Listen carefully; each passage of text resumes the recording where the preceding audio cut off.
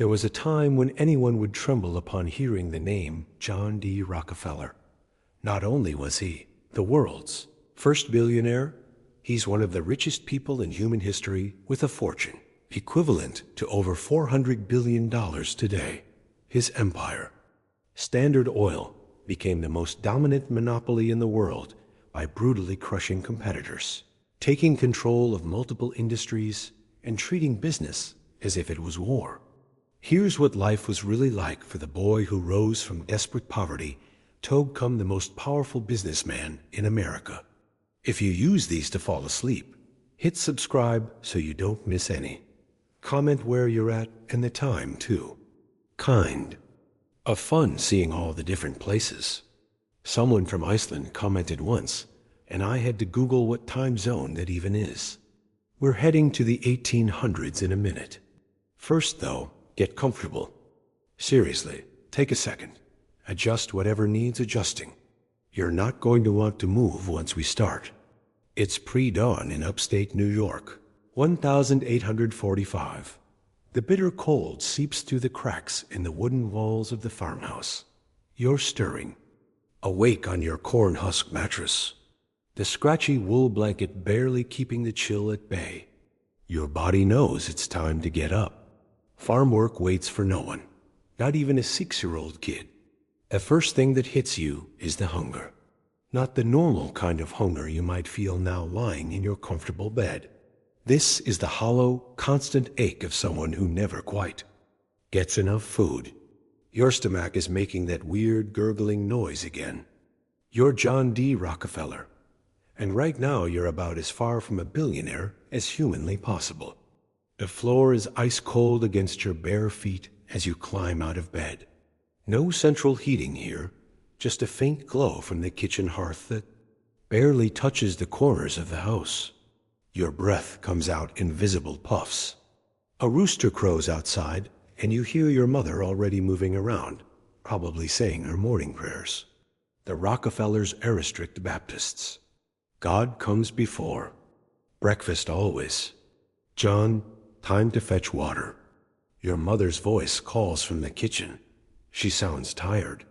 She's always tired. This isn't like your warm bathroom, with running water and indoor plumbing. No, you're about to grab a wooden bucket and walk to the well, break the ice on top, and haul that water back to the house. Your arms will ache halfway there.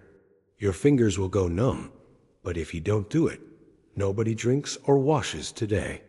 This was daily life for the richest man in American history. Weird to think about, right? I spent way too long researching 19th century rural hygiene habits for this. Like, concerningly long. And let me tell you, the Rockefeller family wasn't exactly living the high life. Their farmhouse was barely holding together.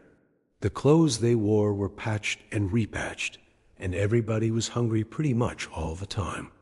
But here's where it gets interesting. While you're hauling that water back to the house, your mind is already working.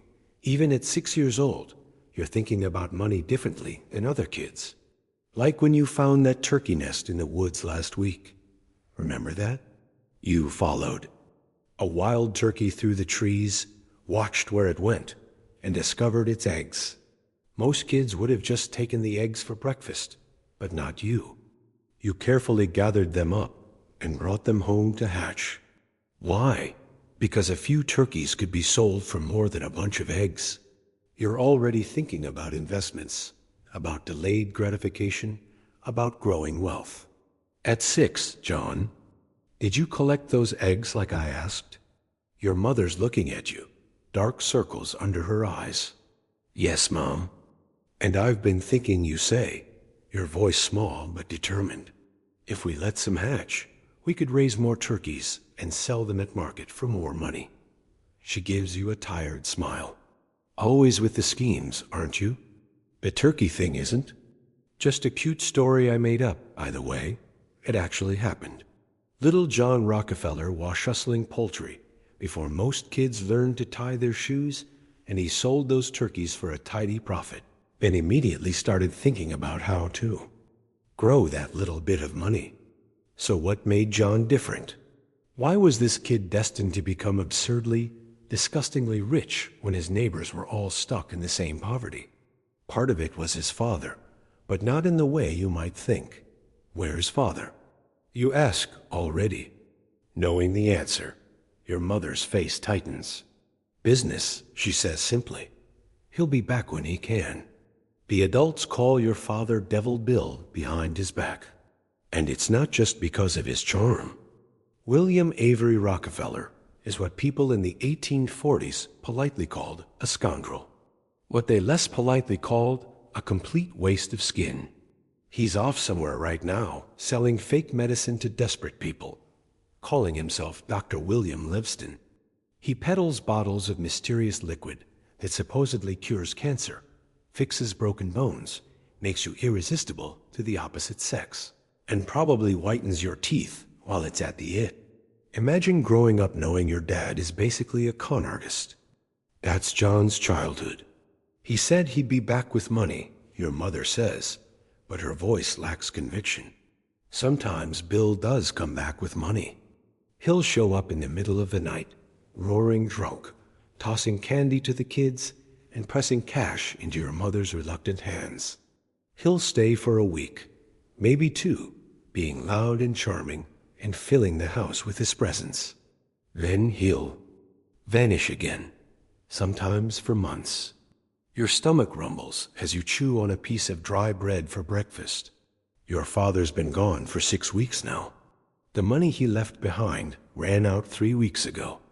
I'm going to check the turkey eggs, you announce. And your mother nods. Outside in the rickety coop you built yourself, 3 turkey eggs are starting to crack.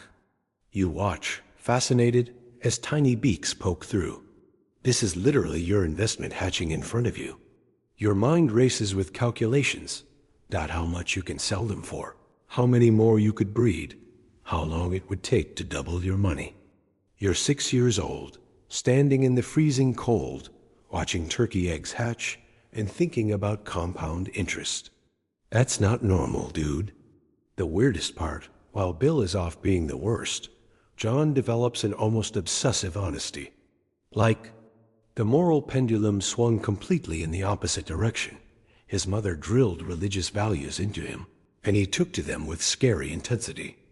Waste not, want not, she'd say, scraping every last molecule of food from her plate. Penny saved is a penny earned, as she carefully recorded every single expense in her little book. These weren't just cute sayings to John. They were survival. They were the difference between eating and going hungry. But then something happens that changes everything. You're 10 years old now. It's 1849, and the entire town is whispering.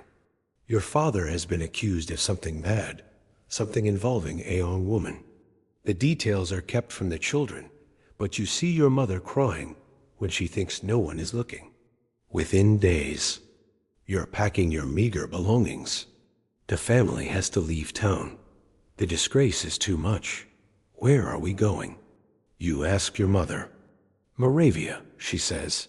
We're starting over. Starting over becomes a pattern. The Rockefellers move from town to town, always one step ahead of Bill's reputation. And with each move, more responsibility falls on young John's shoulders. By 12, he's basically running the family finances. By 14, he's making loans to neighbors when say you with interest. Of course, I interviewed a historian about this, and she told me something fascinating. John's account books from when he was a teenager still exist. This kid was meticulously tracking every penny that came in and went out. He'd loan a neighbor 50 cents and note the 7% interest due in a month. He was a human calculator before calculators existed. Finally, the family settles in Cleveland, Ohio.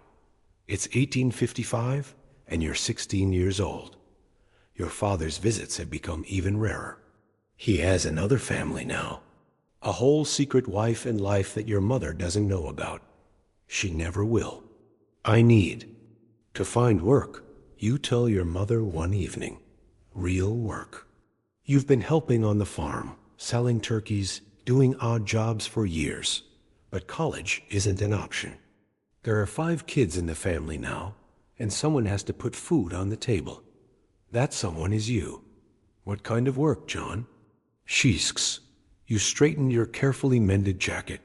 I'm going to work for a merchant or a bank somewhere I can learn about business. The next morning, you make a list of every substantial business in Cleveland. You put on your one good shirt, slick down your hair, and set out with absolute determination. Your first stop is the railroad office. You walk in, back straight, voice steady despite your youth. I'd like to apply for a position as a bookkeeper. You tell the man at the desk. He looks up, sees a skinny 16-year-old, and literally laughs in your face. Son, you're not even old enough to shave? Come back in 5 years. This happens at the next place, too. And the next, and the next. You're how old? The bank manager asks incredulously. 16, sir. But I'm good with numbers. Very good. He's already shaking. His head. Come back when you're a man. 6 weeks. 6 long weeks of rejection. Every morning you get up, put on that same shirt, and try again. Most people would have given up after the first 10. Rejections. You're on number 30-some and still going. Then on September 26, 1855, you walk into Hoot and Tuttle, a small produce commission firm. They need a bookkeeper. You show them your handwriting, which is impeccable. You demonstrate your quick mental math. Can you start today? The owner asks. You blink, surprised. Yes, sir. Right now, sir. Good. Hit to work. He doesn't mention salary. For the rest of his life, John Rockefeller celebrated September 26th as Job Day. Not his birthday, not Christmas. This day, the day he got his foot in the door of the business world. He considered it the most important day of his life. The work is grueling. You're at the office from 7 in the morning until often 9 or 10 at night. Your eyes burn from squinting at columns of numbers. Your fingers are permanently stained with ink, but you're learning. Every transaction, every negotiation, every business practice, you're absorbing it all like a sponge. One day, your boss comes in with a check for $4,000, a staggering sum in 1855. He puts it in the safe and leaves for lunch. You know the combination.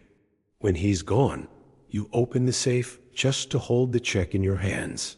You stare at it, mesmerized by what it represents. I am bound to be rich, you whisper to yourself. Bound to be rich. This becomes your daily mantra. Every morning before work, you look in the mirror and repeat, I am bound to be rich. Not hoping, not wanting, bound. Like it's already decided, just waiting to happen. After 3 months, you finally get your first payment. $1.50 for 3 months' work. That's about 50 cents a day. But your bosses are impressed with your dedication. They raise your salary to $300 per year, roughly $11,000 in today's money. It's not much, but it's enough for independence. Enough to help support your mother and siblings. And even with this tiny income, you immediately begin giving 10% to charity, something you'll continue doing for the rest of your life. I know it's weird to think of the ultimate capitalist robber baron as charitable, but there are actual church records showing John's donations from when he was making basically nothing. The guy was complicated. For 2 years, you work your fingers to the bone at Hoot and Tuttle. You master every aspect of the business. But then the economy slows down, and one of the partners quits. Suddenly, all his responsibilities fall on you. But your salary doesn't increase. You start to see the writing on the wall. The business is struggling. It might not survive much longer. Most people would panic. You see opportunity in your boarding house. You've become friends with a chemist named Morris Clark who works nearby. He's 28. You're just 18. But you've impressed him with your business knowledge and work ethic. One evening, over a simple dinner, Morris leans forward. I've been thinking of starting my own produce commission business, but I need a partner who understands the books. You don't hesitate. I'm your man. You'd need to invest $2,000, Morris says. Can you raise it? 2000 in 1857 was no small sum. About $70,000 today. You've been saving every penny, but it's nowhere near enough. I'll find a way, you say with absolute confidence, and somehow you do. You cobble together savings and loans. You approach people with such certainty that they can't help but believe in you. At 19 years old, you become co-owner of Clark and Rockefeller, a produce commission merchant, from farm boy to business owner in 3 years. The early days are brutal. You and Morris work from dawn until midnight. You travel constantly, meeting with farmers and merchants, building connections. Your feet develop blisters on top of blisters. You sometimes sleep on sacks of grain when there's no time to go home. But the business grows and grows. Here's the crazy part. You guys need more capital to expand. So you come up with this absolutely wild strategy. You go around Cleveland publicly saying that Clark and Rockefeller is looking to invest $10,000 in something. You don't save anywhere near that money, but you create the impression of success. And it works. Banks suddenly want to lend to you. The successful-looking business, it's the credit it needs to actually become successful. It's basically fake it till you make it. 1850s style. Then the Civil War breaks out. As a devout Baptist, you strongly oppose slavery. The Union cause matters to you, but you also have 6 mouths to feed at home. Your mother and siblings still rely on your income. So instead of enlisting Jorsby, you pay $300 for a substitute soldier. This was legal back then. And you even equip several more Union soldiers out of your own pocket. Meanwhile, the war creates an economic boom in the northern states. Cleveland becomes a strategic location for the Union. Food prices inflate dramatically. Your produce business quadruples almost overnight. By 1862, you and Morris clear a profit of $17,000. Over $500,000 in today's money. Not bad for a 23-year-old who started with nothing. But something even bigger is about Toland in your lap. One evening, a man named Samuel Andrews comes to your office. He's a young English chemist with an interesting proposition. Before electricity, people lit their homes with oil lamps. Traditionally, this oil came from whales, but whaling was expensive and difficult, and some whale species were being hunted to near extinction. But in 1859, people had discovered you could extract rock oil or petroleum by drilling into the ground, and it burned just as well as whale oil. Andrews has a secret process for refining this crude oil using sulfuric acid, turning it into something called kerosene, which burns cleaner and brighter than regular oil. He needs investors to build a refinery in Cleveland, which is conveniently located just a day ride from the Pennsylvania oil regions. You and Maurice look at each other. You've got money to spare now thanks to the war boom. Why not diversify? You lend Andrews $4,000 to set up his refinery, considering it a side venture while you continue with your produce business.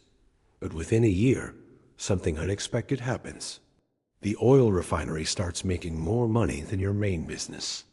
A lot more money. We need to talk. You tell Morris one day, ledgers spread open before you both. Look at these numbers. The oil business is wildly profitable, but it's also unstable and risky. The supply fluctuates dramatically. Sometimes there's so much oil that prices crash to 10 cents a barrel. Other times, it seems like the oil fields are drying up and prices soar to $14. Many people think oil is just a temporary fad that will soon run out. But you see something different. You see the future. We should sell the produce business. You say go all in on oil. Morris stares at you like you've lost your mind. That's insane. The produce business is stable. Oil could be gone tomorrow. Oil isn't going anywhere. You say with that eerie certainty that's become your trademark. This is just the beginning. The argument goes back and forth for weeks. Finally, Maurice Agristo switched to oil, but he's nervous. The volatility of the market keeps him up at night.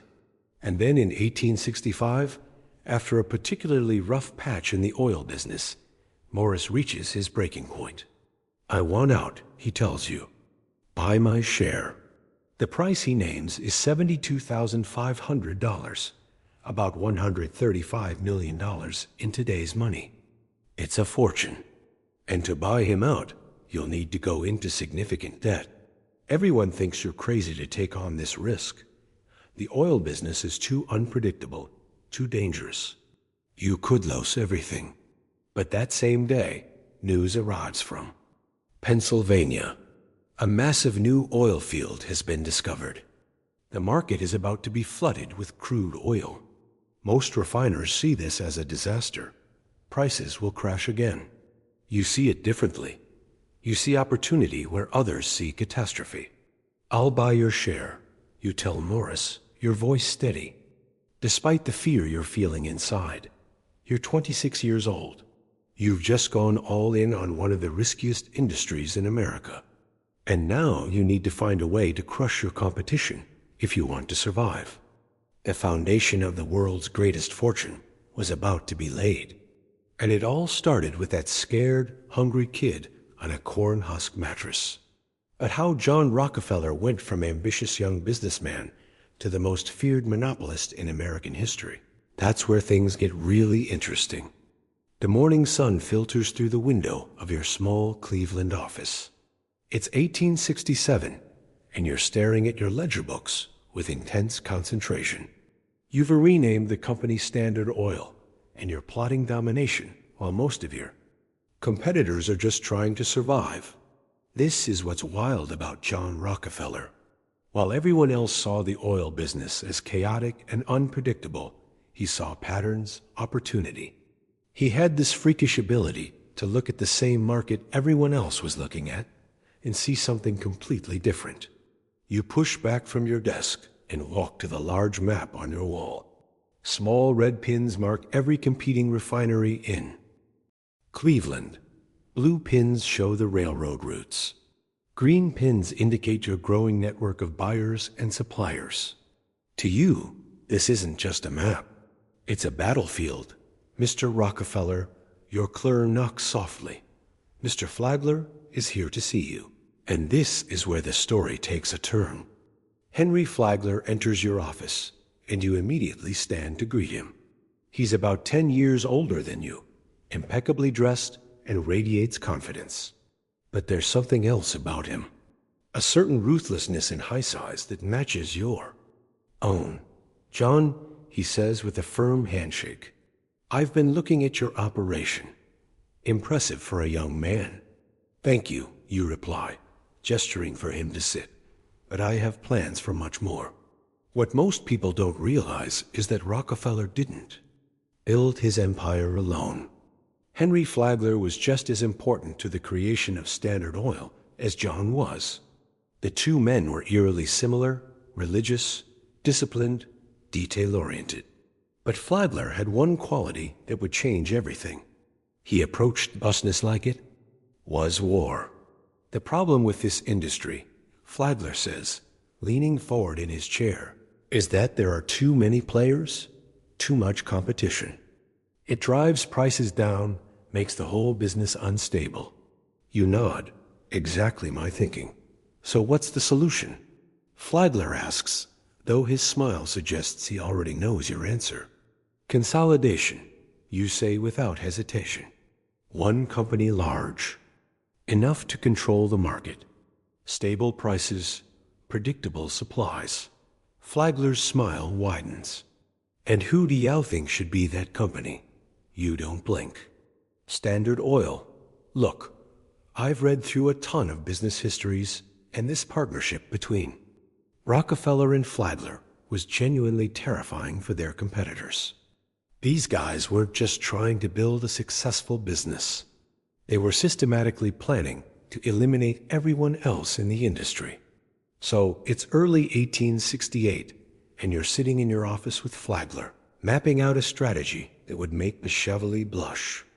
"Thurl roads are our key," Flagler says, tracing a finger along the rail lines on your map. "They're desperate for consistent business, and this is where things get crafty." At the time, oil was transported by train, and three major railroad companies dominated the routes: the New York Central, the Erie, and the Pennsylvania Railroad. Flagler explains his idea. What if we guarantee them a certain volume of shipments? In exchange, they give us a special rate, a secret rate. Your eyes narrow. How much lower than the official rate? Flagler grins. Half, maybe less. Okay, so let me explain what's happening here, because it's kind of brilliant and kind of evil. Rockefeller and Flagler are about to negotiate what were called railroad rebates. Basically, they'd pay the official shipping rate that everyone else paid, but then the railroad would secretly give them back a portion of that money, like a discount no one else knew about. So, their plan was pretty simple, but devastating. 1. Get secret shipping discounts from the railroads. 2. Undercut all competitors on price, since their costs are lower. 3. When competitors go bankrupt, buy the refineries for pennies on the $1. Repeat until you control everything. Within months, you've negotiated deals with both the New York Central and the Erie railroads in exchange for guaranteed daily shipments. Standard Oil gets a 75% discount on the official rates. Your competitors are paying $24.40 per barrel shipped. You're paying around $60. Of course, these deals are kept strictly secret. If your competitors knew, they'd demand the same rates or complain to the government. The actual meeting with the railroad executives was something straight out of a movie. Picture this: a private room in Cleveland's most exclusive hotel. Cigar smoke hanging thick in the air. 4 men, you, Flagler, and 2 railroad executives, huddled around a small table, speaking in hushed tones. "Gentlemen," you say, your voice soft but commanding, "Standard Oil can guarantee you 60 carloads of refined oil every day without fail." Thurl Road men exchange glances. That kind of consistent volume is unprecedented. In exchange, Flagler continues, we require special consideration on rates. One of the railroad men shifts uncomfortably. What you're suggesting isn't conventional. You lean forward, your eyes intense. Neither is what we're offering. Stability, predictability in an unpredictable market. They agree. Of course they agree. And just like that, you've tilted the playing field in your favor. With your shipping costs now dramatically lower than everyone else's, you can sell your kerosene for less than your competitors and still make a higher profit margin. It's only a matter of time before they start to crumble. But you're just getting started. While all this business maneuvering is happening, you've also settled into domestic life. In 1864, you married Lavra Celesta Spalaman, a woman who shared your Baptist faith and disciplined nature. By 1868, you have 2 children with more to come. Despite your growing wealth, you live modestly. Your house in Cleveland is comfortable, but not ostentatious. You don't drink, smoke, or gamble. Your main indulgences are your church donations and the simple pleasure of playing with your children in the evenings. Shouldn't we get a bigger house? Lavra asks one evening as you're reviewing your account books at the dining table. You could certainly afford it. You look up, considering what we have is sufficient. Better to reinvest the money where it can grow. She smiles slightly. Always. The businessman. Always. You agree. This is something that always gets me about Rockefeller. The guy was becoming insanely wealthy. But he lived like a middle-class minister. No flash, no extravagance. Every penny was accounted for, every expenditure questioned. He was building. an empire with the discipline of a monk. Back at Standard Oil, your strategy is working better than even you expected. The lower prices you're able to offer are putting immense pressure on your competitors. Some are already approaching you about selling out, but then something happens that threatens to derail everything. The discovery of massive new oil fields in Pennsylvania. Suddenly, there's so much crude oil on the market that prices collapse. Oil that was selling for $4 a barrel now goes for $240, and many predict it will fall even further. Your competitors are panicking. Nearly 90% of oil refiners are losing money. You and Flagler, however, see this as the perfect storm, a chance to consolidate the industry even faster than you'd planned. Most of these refineries are operating at a loss. Flagler points out, reviewing the industry reports. They're desperate, which makes them cheap to acquire. You finish his thought. One evening in late 1871, you're working late at your office. The lamp casts long shadows. As you methodically update your ledger, there's a knock at the door. It's Tom Scott, president of the Pennsylvania Railroad, the one major railroad you don't have a deal with. Mr. Rockefeller, he says, removing his hat, I believe we have mutual interests to discuss. Scott proposes something even more ambitious than your previous railroad deals. A secret alliance between the largest railroads and a select group of the largest refiners with Standard Oil at the center. They call it the South Improvement Company, or SEIC. Under this arrangement, Standard Oil would not only get a 50% rebate on transportation costs, but would also receive a payment called a drawback on the shipments of any competitors while we're part of the alliance. Let that sink in for a second. Your competitors would be paying full price to ship their oil, and then the railroad would give you a portion of that money. It's like if Burger King had to pay McDonald's a fee every time they sold a Whopper. You're even promised detailed information about your competitors' shipments, how much they're shipping, where it's going, who they're selling to. This is no longer just business. This is warfare. The South Improvement Company deal would effectively give you a stranglehold on the entire industry. Anyone outside the alliance would be squeezed to death by the higher shipping rates and the invisible tax they were paying to you. It solves our problems at a stroke, Flagler says excitedly after Scott leaves. The entire industry stabilized under our control. You nod slowly. It's perfect. Too perfect, perhaps. Your caution was justified. By early 1872, rumors of the alliance begin to spread. When people read in the newspapers that shipping rates for the three most important railroads had doubled overnight, they knew exactly who to blame. The backlash is immediate and fierce. Thousands take to the streets in protest. Oil producers in the Pennsylvania oil regions organize. A boycott of any refinery suspected of being part of the South Improvement Company without a supply of crude oil. Your refineries are useless. After just 2 months, the South Improvement Company is disbanded, a public relations disaster. But here's the thing. Even though the SEIC failed, the mere rumor of its existence created a panic in the industry. Everyone assumes Standard Oil still has secret deals with the railroads, whether true or not, and you decide to use that fear to your advantage. In a period of just 6 weeks known later as the Cleveland Massacre, you approach 22 of the 26 oil refining companies in Cleveland and give them an ultimatum. Sell to Standard Oil or be crushed. You walk into each competitor's office with the same offer. Standard Oil will buy them out, paying not in cash, but in Standard Oil stock. The alternative is to face standards, lower prices, superior technology, and perceived railroad advantages. Mr. Rockefeller is here to see you, the secretary announces, and the refinery owner's face goes pale. You enter, hat in hand, a picture of politeness.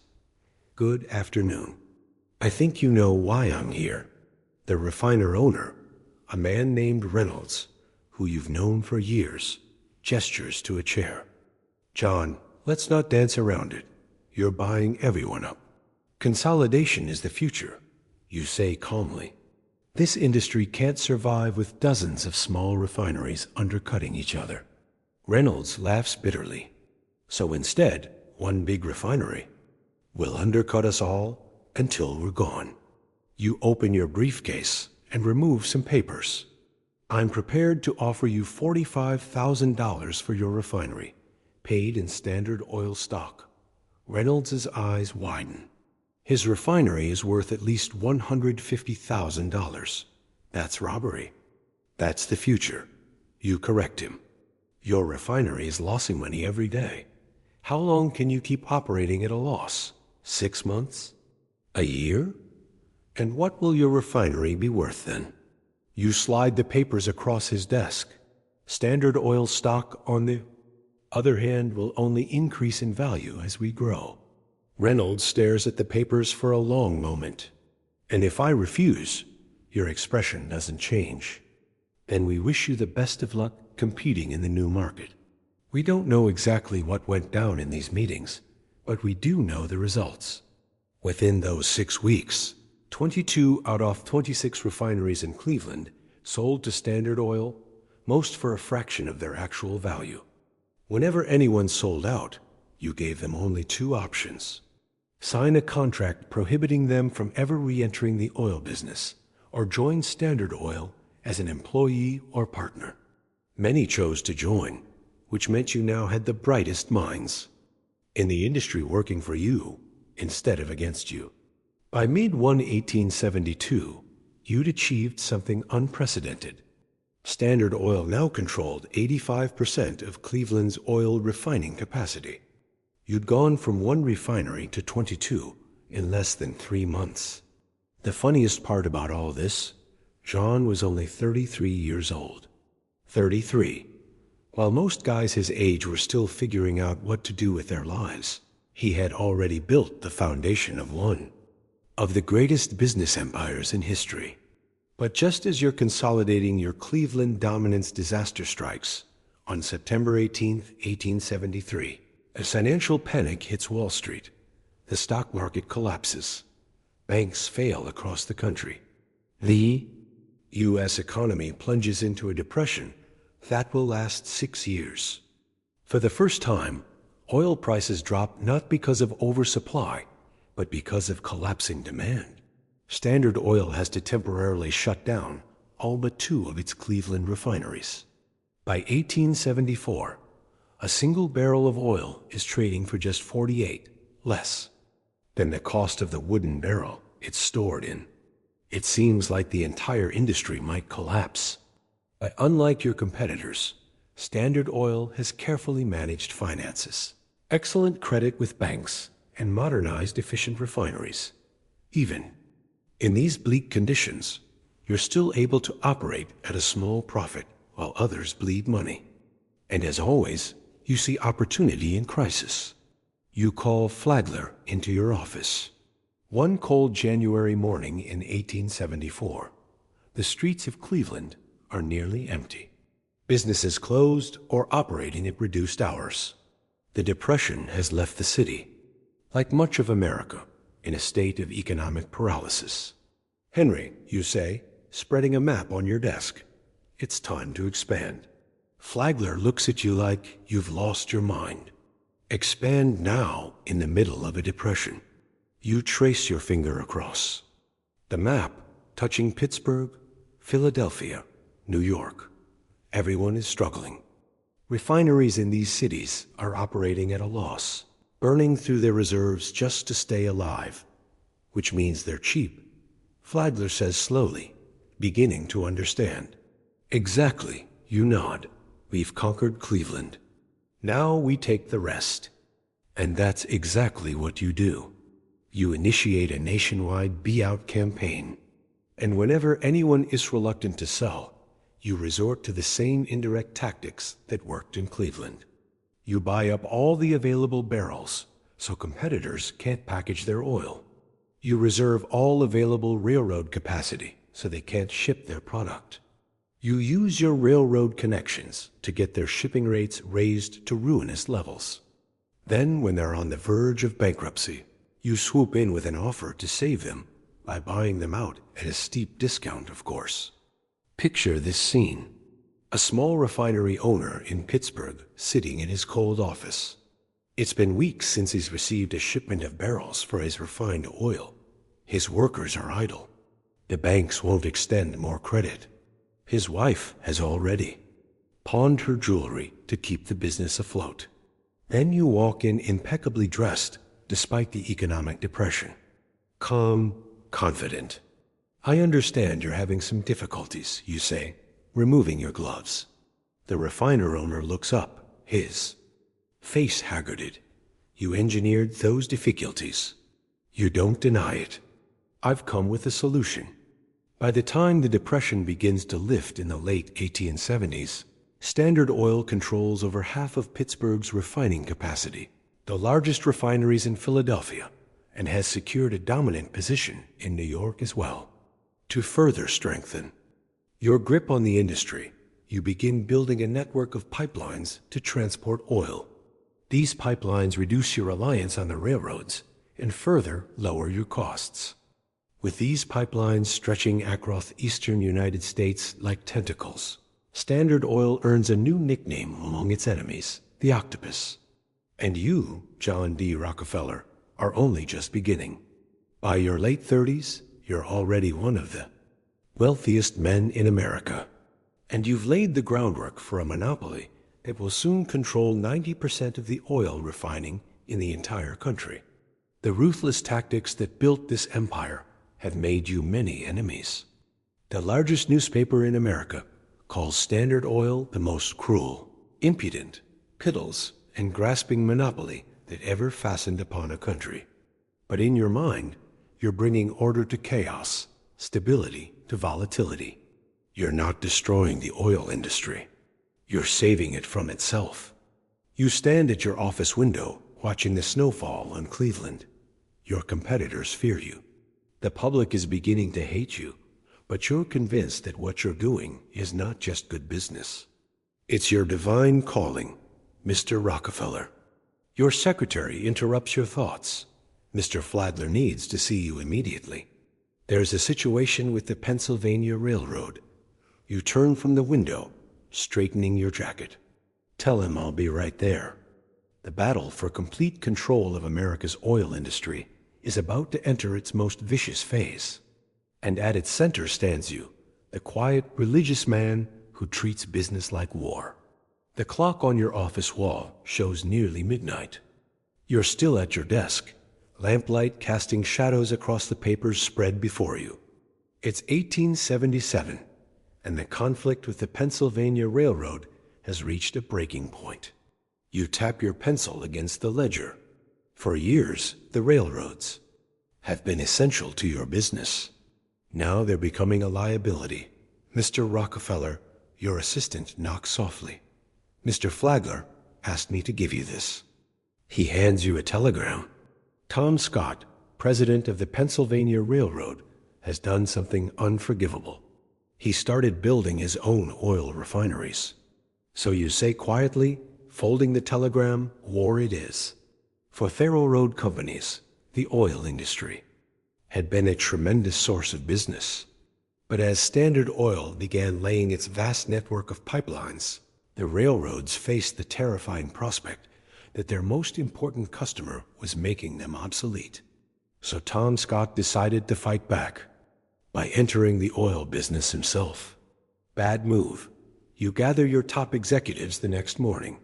The room is tense, faces grim. These men understand what's at stake. "Gentlemen," you say, your voice mild as ever, "the Pennsylvania Railroad has declared war on Standard Oil. They've chosen to compete with us directly." Flagler leans forward. "What do you propose, John?" You smile slightly. "We're going to crush them." I'm not exaggerating when I say what happened next was one of the most brutal corporate battles in American history. Rockefeller launched what was essentially a three-pronged attack. First, Standard Oil canceled all shipments with the Pennsylvania Railroad and redirected them to their competitors. Second, Standard lowered the price of kerosene so dramatically that the Pennsylvania's new refineries couldn't possibly make a profit. Third, and this was the killer, Standard convinced the New York Central and Erie railroads to lower their shipping fees to ridiculous levels, purely to bleed the Pennsylvania Railroad dry. The Pennsylvania Railroad was forced to make an impossible choice: either match these rock-bottom rates and lose money on every shipment, or maintain their prices and watch their customers flee top-keeper competitors. Tom Scott was trapped, and he knew it. He was literally paying refineries to use his railroad just to maintain some semblance of market share. But the consequences of this corporate war spread far beyond just Standard Oil and the Pennsylvania Railroad. The B&O Railroad, another major line, also had to slash their rates and lay off workers to compete. And here's where things get really dark.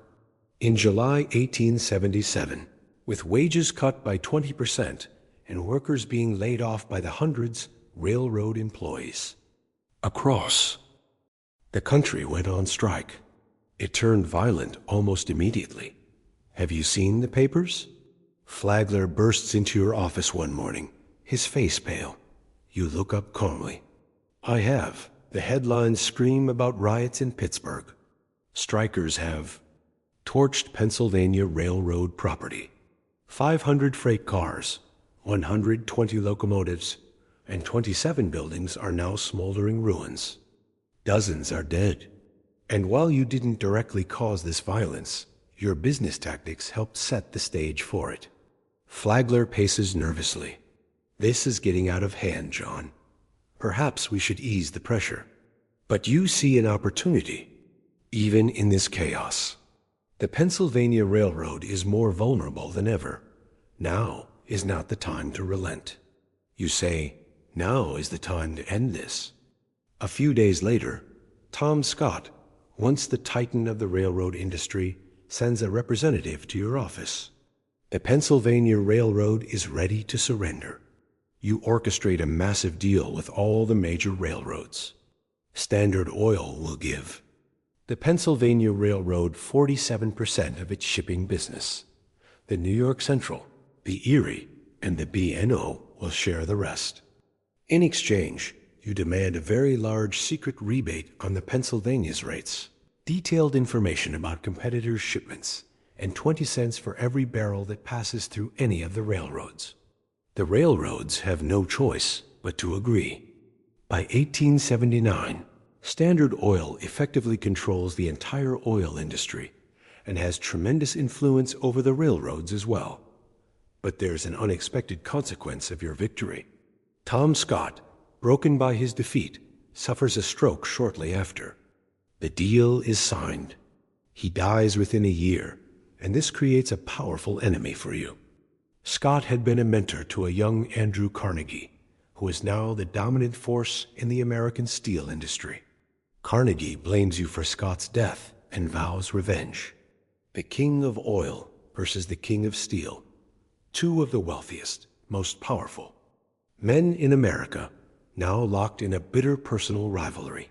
Carnegie once reportedly said of you, Rockefeller is the only man who makes Moon comfortable when he enters a room. You felt similarly about him. Carnegie reminds me of myself, only he lacks balance. Despite all this corporate warfare, your personal life remains remarkably stable and modest. You move your family to New York City in the late 1870s, but rather than building some grandiose mansion, you purchase a comfortable but unpretentious home. Your daily routine is almost monastic in its discipline. You wake early, spend time in prayer and Bible reading, eat a simple breakfast, and then head to your office. You don't drink, smoke, or engage in the extravagant social life that consumes many of New York's elite. Your favorite pastime is simply playing with your children in the evenings. One of your employees once remarked that you'd rather be down on all fours with your children than at the most elegant dinner in New York. This strange contrast between your ruthless business practices and your gentle family life puzzles many. But in your mind, there's no contradiction. Business is business. Family is sacred. And despite your growing notoriety, you continue to donate at least 10% of your income to religious and charitable causes, a practice you've maintained since you received your very first paycheck. Back at Standard Oil, you're now focusing on vertical integration. Until this point, you've primarily pursued horizontal integration, taking over competitors who do the same thing you do. Now, you want to control every step of the supply chain, from oil wells to refineries to transportation, storage, and retail. This wasn't just about greed. It was about control, about building a system so perfectly integrated that nothing was left to chance. In 1885, a massive new oil field is discovered in Lemur, Ohio. It seems like a blessing at first. More oil means more business for Standard. But there's a problem. It smells like a skunk died in a barrel of rotten eggs, your chief chemist explains, wrinkling his nose at a sample of the Ohio oil. Even after refining, this skunk oil, as it's called, has such a high sulfur content that it's practically worthless. It trades for as little as 15 cents per barrel because no one wants to buy kerosene that makes their house smell like death. Most refiners give up on the Ohio oil fields immediately. Not you. Find a way to remove the sulfur. You tell your team of chemists whatever it costs. For almost a year, they work on the problem. Finally, they develop a process to remove the sulfur, making the oil usable. Standard Oil is suddenly the only company able to profitably refine and sell this cheaper form of oil.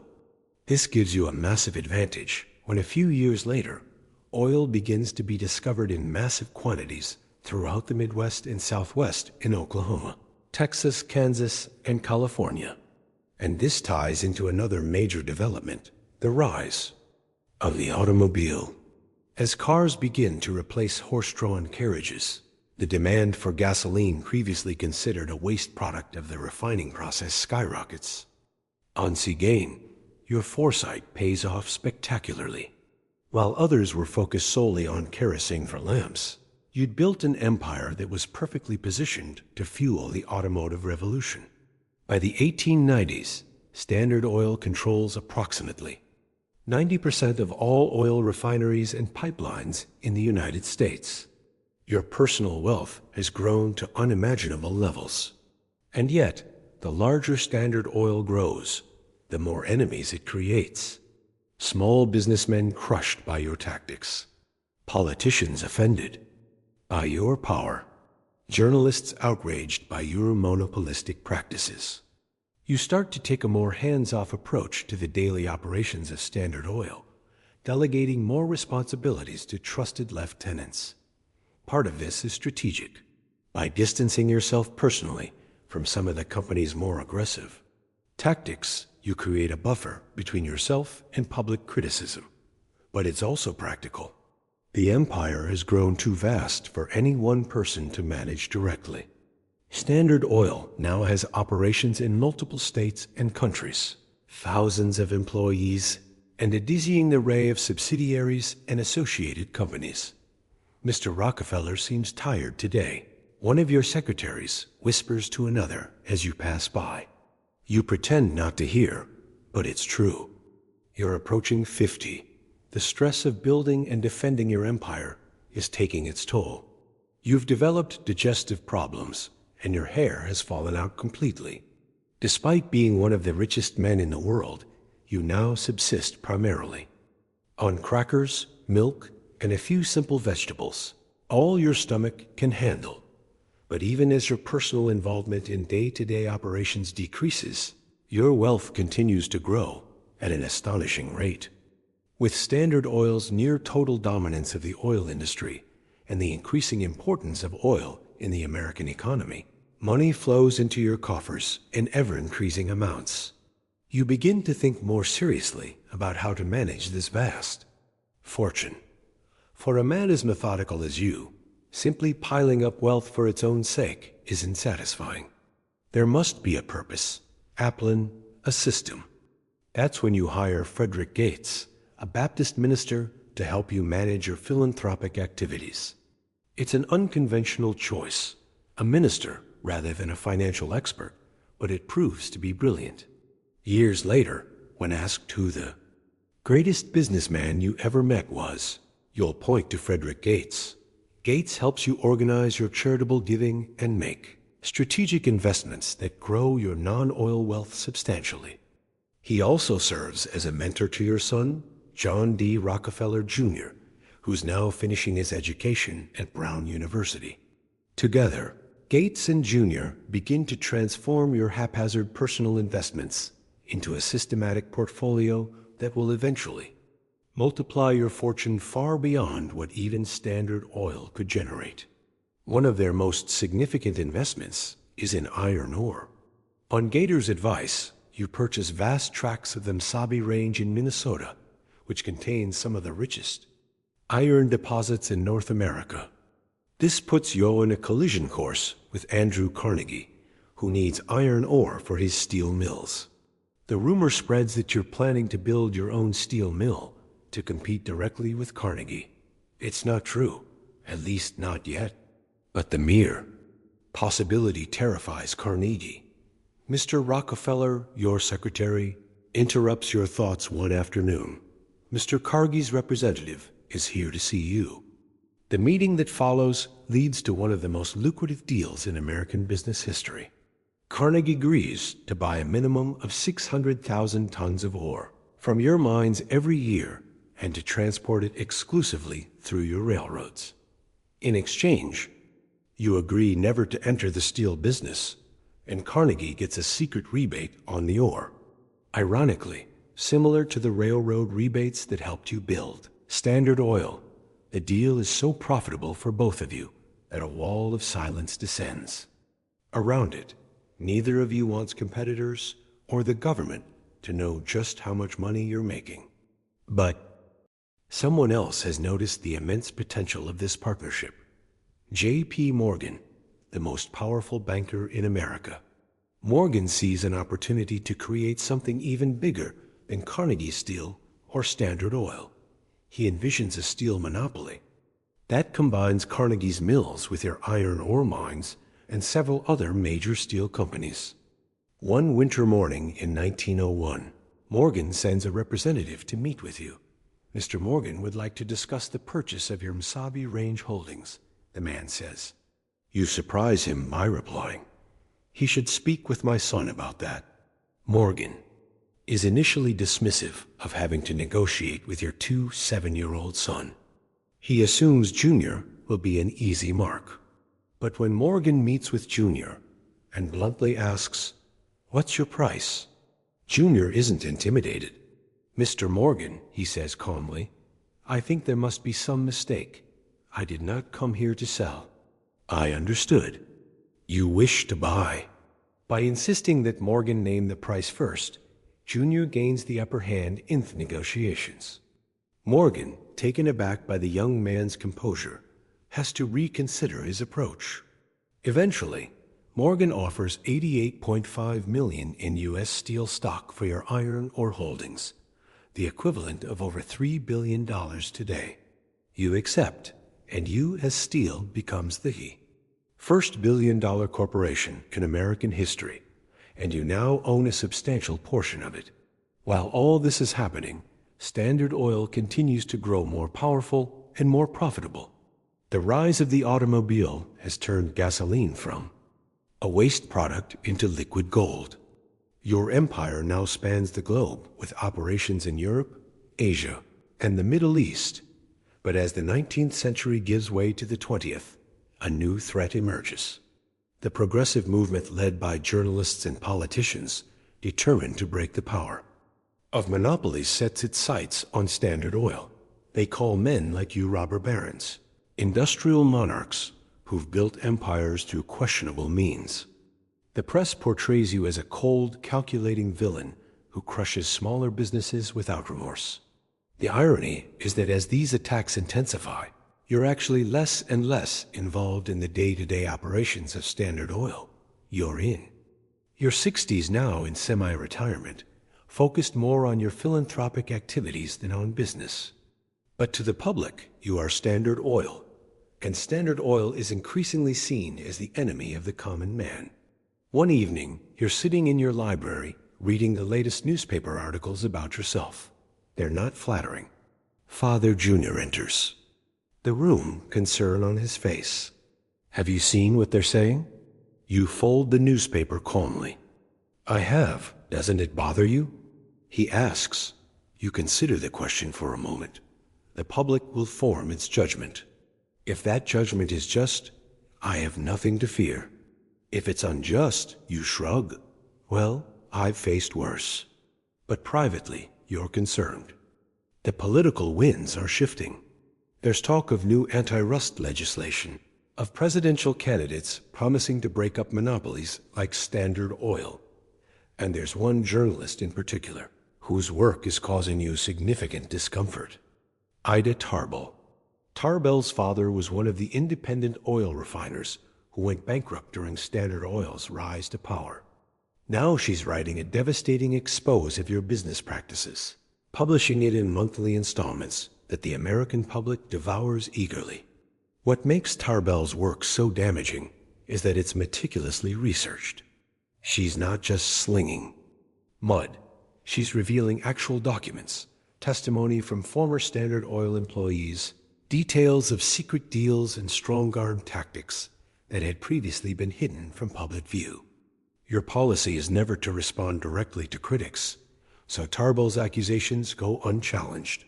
This only seems to validate them in the public's mind. As the new century dawns, you find yourself in an unusual position. You're wealthier than you've ever been, with your fortune growing daily. You control, directly or indirectly, a significant portion of the American economy. And yet, your public image has never been worse. Presidents Theodore Roosevelt and William Howard Taft both make breaking up Standard Oil a key part of their political agendas. The Sherman Antitrust Act, previously seldom enforced, is now being wielded against your company. The legal battles begin, and they will stretch on for years. Standard Oil fights in court after court, winning some cases, losing others, but always facing more legal challenges. You watch these developments with growing detachment. Your son and Frederick Gates are increasingly handling both your business and philanthropic affairs. Your health is fragile. You spend more time at your estates in New York and Florida trying to recover your strength. Sir, your butler interrupts your breakfast one morning in 1909. There's a telephone call for you. It's Mr. Gates. You pick up the receiver. Yes, Frederick. John Gates says, his voice tense. The Supreme Court has agreed to hear the government's case against Standard Oil. You're silent for a moment. The Supreme Court, the final arbiter. After this, there will be nowhere else to appeal. I see. You say finally. Keep me informed. You hang up and return to your breakfast, your face betraying no emotion. But inside you know that the empire you spent your life building is facing its greatest threat yet. The stage is set for the most significant antitrust case in American history. The outcome will not only determine the fate of Standard Oil, but will reshape the entire American business landscape for generations to come. And all of this from the boy who once followed a turkey into the woods to steal its eggs. The morning sun streams through the windows of your mansion in Pantico Hills, your estate north of New York City. It's 1910, and at 71 years old, you've grown accustomed to a certain routine. Wake before dawn, light stretching, a simple breakfast of toast, milk, and fruit, reading the Bible, prayer. But today, there's a tension in your body that the familiar routine can't quite dispel. Sir, your butler says, entering with the morning newspaper. I thought you might want to see this immediately. The headline screams across the front page. Supreme Court to rule on Standard Oil case tomorrow. You take the paper with a steady hand, though your heart rate picks up slightly. Tomorrow. After years of legal battles, it all comes down to tomorrow. Will you be going into the city today, sir? The butler asks. You consider for armament. No, I think I'll play golf instead. This is not a joke. On the day before the Supreme Court decided the fate of Standard Oil, Rockefeller actually went golfing. The man had ice in his veins. As your chauffeur drives you to the golf course, you gaze out at the Hudson River. A Standard Oil case has been winding through the courts for years now.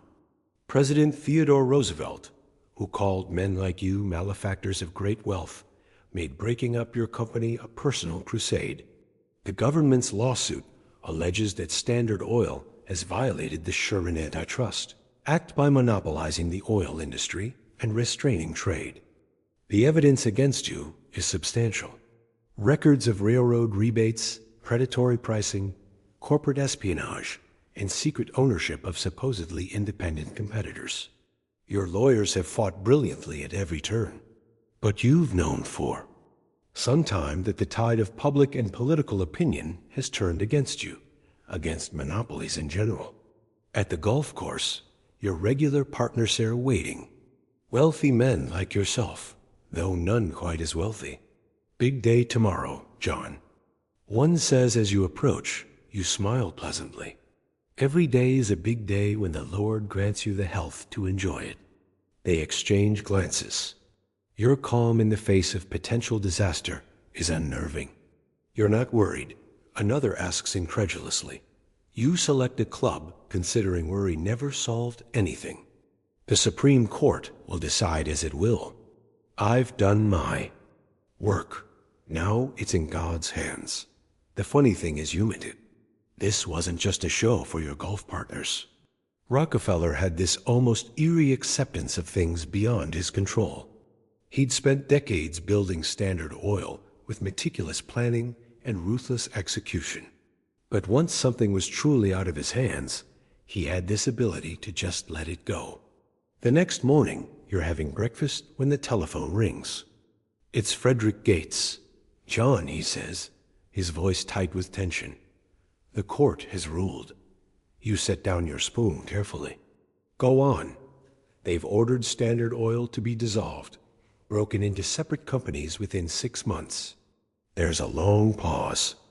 Gates is clearly waiting for an explosion of anger, despair, something, but the seconds tick by in silence. John, are you there? Yes, you say calmly. Thank you for letting me know. You hang up the phone and return to your breakfast. On May 15th, 1911, the Supreme Court found Standard Oil guilty of monopolizing the oil industry through illegal business practices. The court ordered the company to be split into 34 separate entities, each with its own board of directors. After 41 years, your empire had been dealt appeared to be a fatal blow. That afternoon, reporters gather outside your estate, hoping for a comment. You rarely speak to the press, but today you decide to make an exception. You step out onto the porch, immaculately dressed as always, your bald head gleaming in the spring sunshine. Mr. Rockefeller, one reporter calls out. What's your reaction to the Supreme Court's decision? You smile. Slightly. I have nothing to say. Sir, they've ordered Standard Oil to be broken up. Doesn't that upset you? You regard them for a moment. Have a pleasant day, gentlemen. And with that, you turn and go back inside, leaving them baffled by your apparent indifference. The truth is more complicated. The Supreme Court's decision is certainly not what you wanted. The company you built from nothing, the enterprise you crafted with such care and protected so fiercely, is to be dismantled. But there's an irony here that few people understand yet. By forcing Standard Oil to break up into dozens of smaller companies, the government may have actually done you a massive financial favor. See, the thing about monopolies is they're often undervalued by the market because they're seen as risky. Precisely due to potential anti-trust action, their stock prices don't always reflect their true worth. But when you break a monopoly into smaller, more focused companies, Those new entities can sometimes be valued much higher collectively than the original monopoly was. You still own about a quarter of Standard Oil stock. When the company splits into 34 different companies, you'll get your proportional share in each of them. And once those companies are open to public trading without the shadow of monopoly, accusations hanging over them, well, the market might have some surprises in store. 3 months after the Supreme Court's decision, you're sitting in your library with Frederick Gates and Jr. reviewing the latest financial reports. This can't be right, Jr. says, frowning at the papers. Gates smiles slightly. I've checked the figures 3 times. They're accurate. You lean back in your chair, a hint of amusement in your eyes. So breaking up Standard Oil has made us richer, significantly richer, Gates confirms.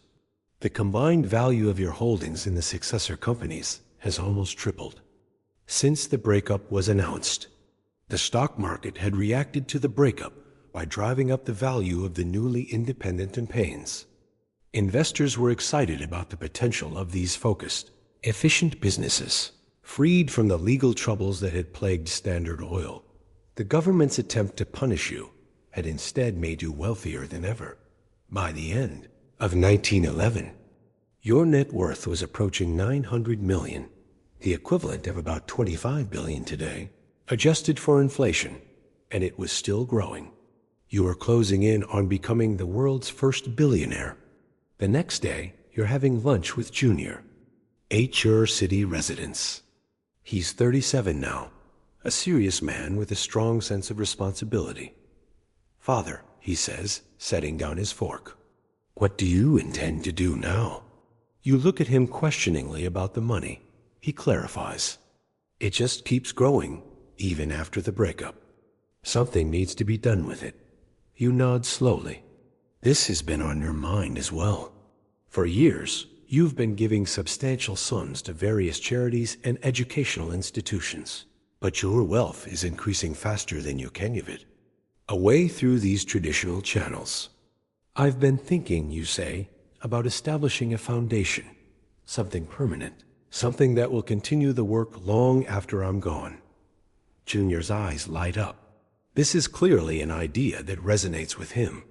What sort of work specifically? The root causes, you say? Not just treating symptoms of society's ills, but addressing their sources, education, medical research, public health.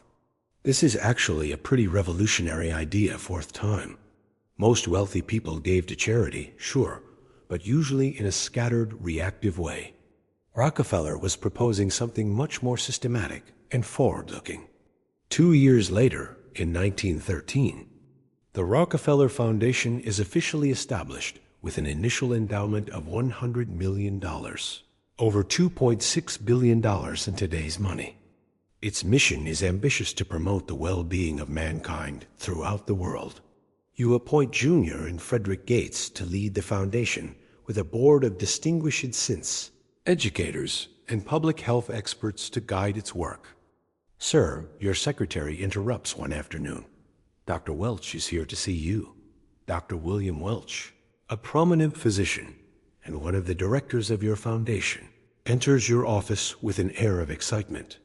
Mr. Rockefeller, he says, I believe we found a promising direction for our medical research funding. He proceeds to tell you about hookworm disease, a parasitic infection that affects millions of people, particularly in the American South. The disease causes anemia, weakness, and developmental problems in children. The wonderful thing, Welch explains, leaning forward eagerly, is that we know how to prevent and treat it. It's not like cancer or tuberculosis where the medical science is still developing. With hookworm, we know what to do. We just need the resources to do it on a large scale. You listen carefully, asking occasional questions about costs, logistics, and expected outcomes. This is exactly the kind of project you've been looking for. One where a strategic investment can make a dramatic difference. Draft a proposal. You say, finally, let's make this happen. The Rockefeller Sanitary Commission for the eradication of hookworm. Disease becomes one of your foundation's first major initiatives. Within a few years, it dramatically reduces the incidence of hookworm in the southern United States and establishes a model for future public health campaigns around the world. This is just the beginning. The Rockefeller Foundation goes on to fund the development of the yellow fever vaccine, establish the first schools of public health, modernize medical education, and support agricultural improvements that will eventually help feed millions.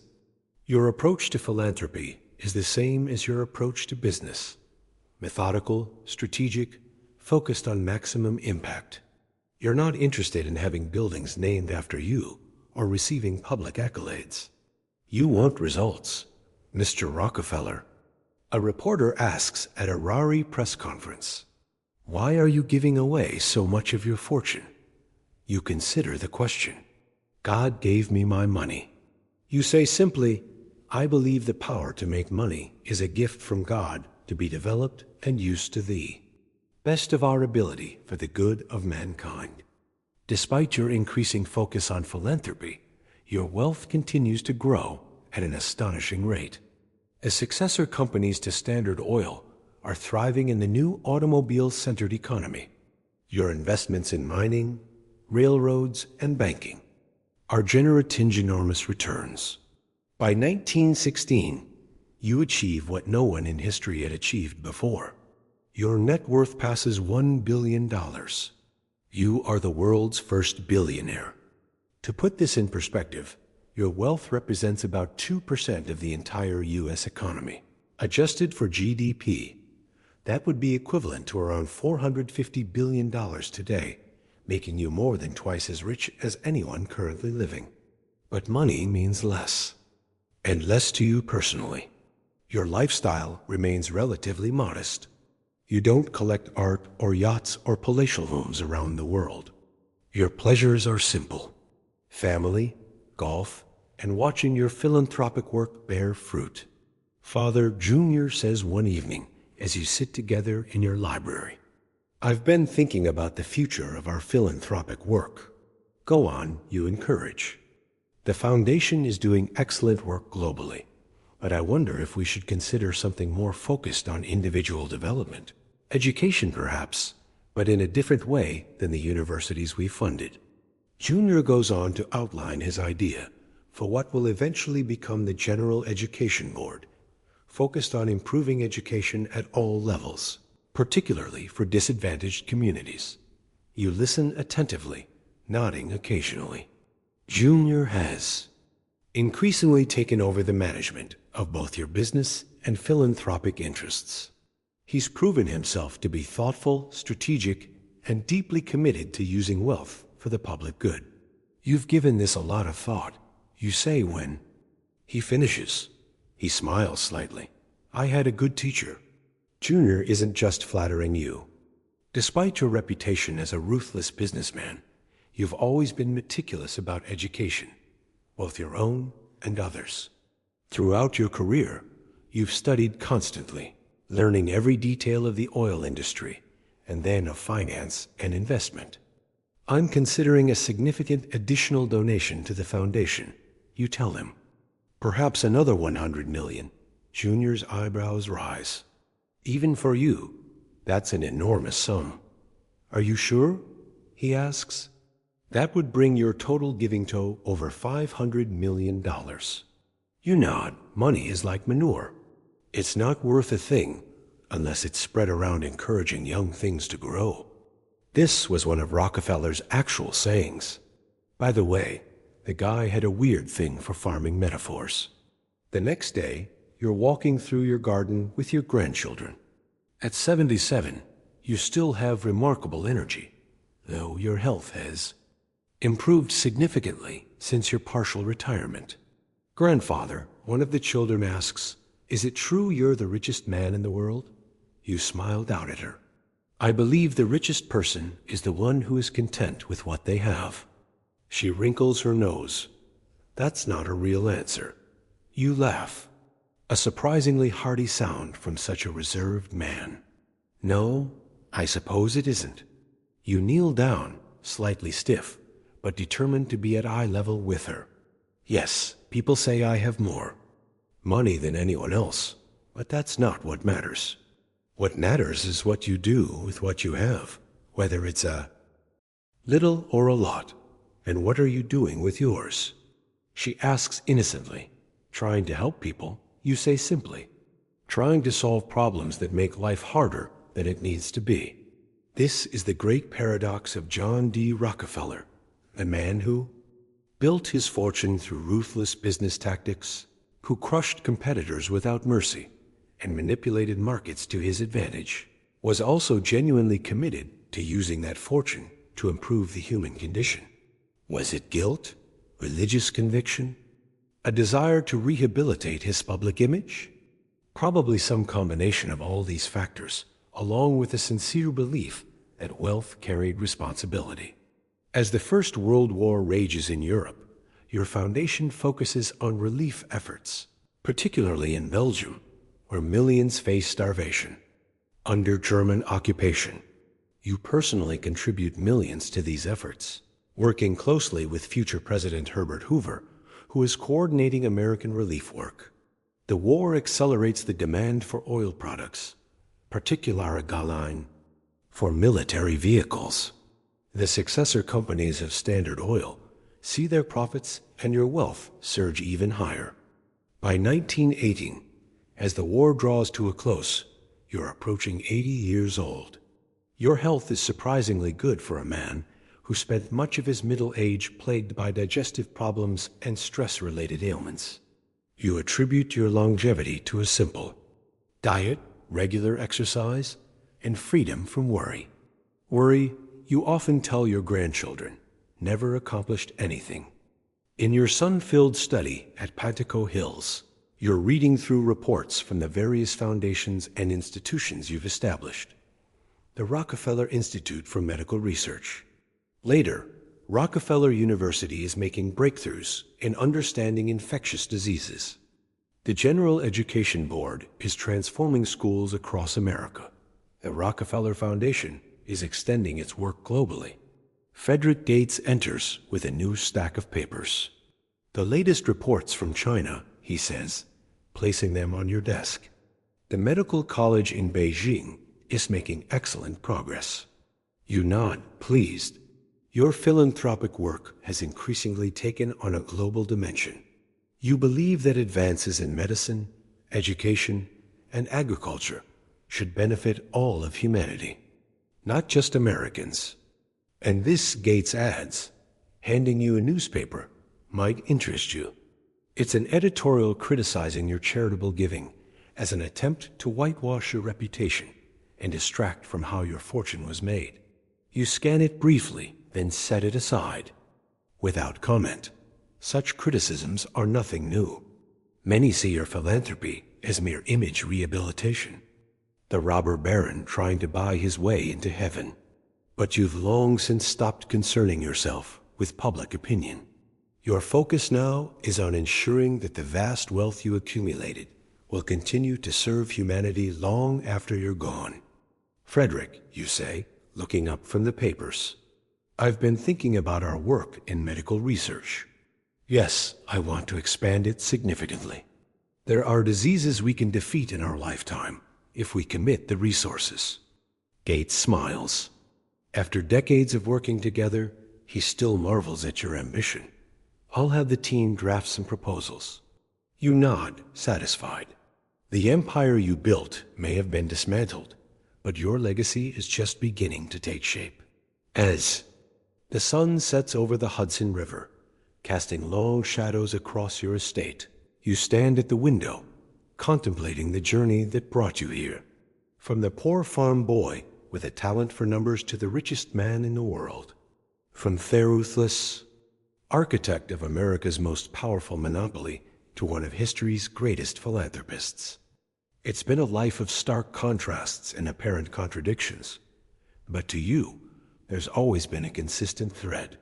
The application of method, discipline, and strategic thinking to whatever challenge was at hand, whether building a business empire or solving global health problems. The boy who once carefully raised turkeys to sell at market had become the man who carefully designed institutions to improve human life on a planetary scale. And the story was far from over. The morning sun spills through the windows of your Florida estate. It's 1920, and at 81 years old, you've developed a comfortable rhythm to your days. Breakfast with Laura, your wife of 56 years. A few hours reviewing reports from your foundations. Golf in the afternoon. Dinner with family when they're visiting. Simple pleasures for a man who could buy practically anything. Your hands spotted with age, but still steady sort through the morning mail. Most of it is addressed to your office in New York, but some personal correspondence follows you to Florida. One envelope catches your eye.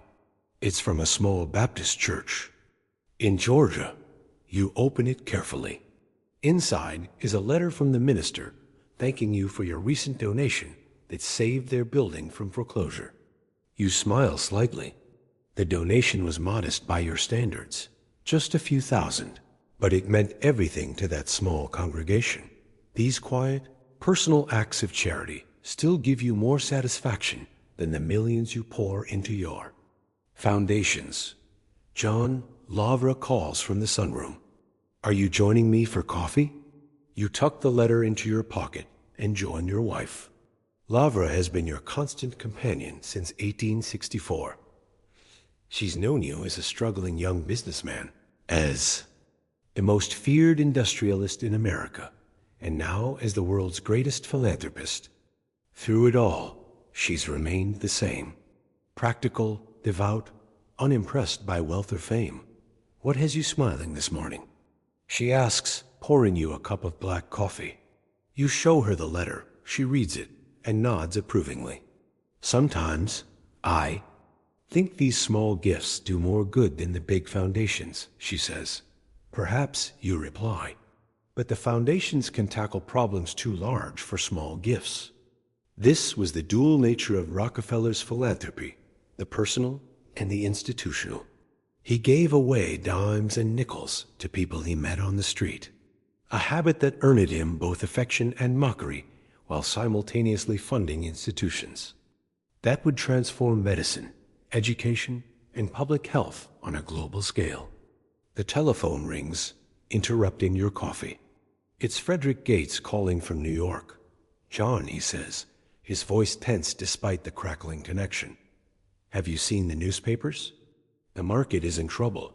The post-war boom is ending. The economy is showing signs of strain. Banks are failing in several states. It's not yet the Great Depression, but the warning signs are there. We should consolidate some of our positions, you say calmly. Move more into government bonds. This is one advantage of your age and experience. You've seen financial panics before. 1873, 1893, 1907. You know that markets rise and fall. You know how to protect wealth through the cycles. Junior is worried about the impact on our foundations if there's a prolonged downturn, Gates says. Tell Junior not to worry, you reply. The foundations have endowments large enough to weather any storm. After you hang up, you sit for a moment, considering your son has essentially taken over management of your business and philanthropic affairs. He's done well, better than you expected when he was a serious, somewhat sheltered young man entering Brown University. Junior lacks your killer instinct for business, but he has something perhaps more valuable for the task he's undertaken. Genuine, almost painful sense of responsibility to use the Rockefeller fortune for the greater good. A week later, you're back in New York for a board meeting of the Rockefeller Foundation. The discussion centers on expanding your international health programs. The success of the hookworm campaign has been remarkable.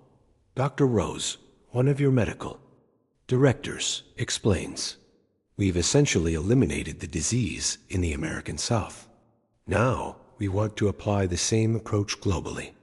You listen attentively as he outlines plans to combat malaria, yellow fever, and other infectious diseases across Latin America, the Caribbean, and parts of Asia and Africa.